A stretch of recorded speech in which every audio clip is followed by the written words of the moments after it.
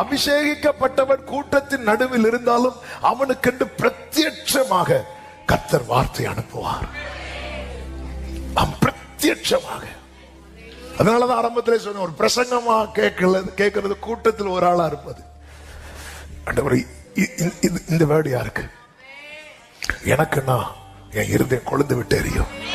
நீங்க பைபிள் படிக்கும் போது உங்க இருதயம் கொழுந்து விட்டு எரிய ஆரம்பிச்சுன்னா அந்த இடத்துல நின்றணும்.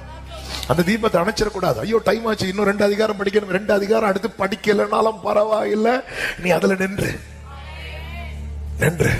அதுக்காக நான் சொல்றது தப்பா எடுத்திருக்க கூடாது. ஆண்டவர் சில இடத்துல தீ எரிய ஆரம்பிச்சுட்டு, ஆமே அந்த இடத்த பார்த்து ஐயோ இன்னும் 2 அதிகாரம் படிக்கணுமே, அப்பதான் நான் பைபிள் முடிக்க முடியும். அங்கே நின்றுங்க. ஏன்னாங்க ஆண்டவர் ஏதோ பத்த வைக்கிறார்.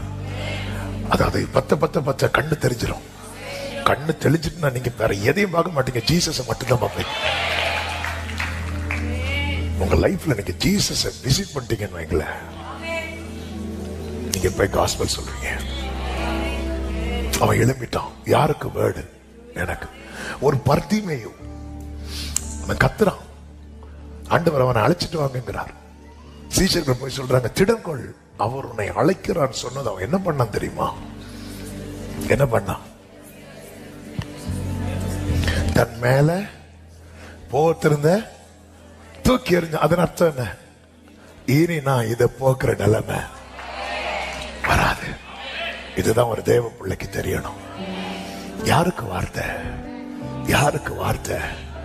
அவன் எகுவை போல இருந்து கேட்டுக்கொண்டிருக்கிற உள்ளமே, உனக்குதான், உமக்குதான். சேனாபதியே,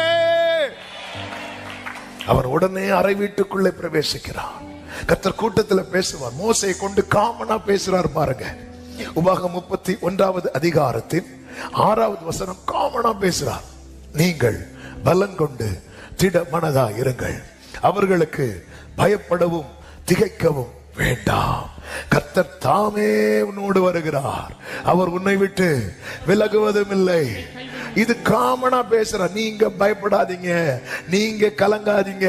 பேசிவிட்டு அடுத்த வசனத்துல சொல்லப்பட்டிருக்கிறது, பின்பு மோசே யோசுவாவை அழைத்து இஸ்ரவேலர் எல்லாரும் பார்த்திருக்க.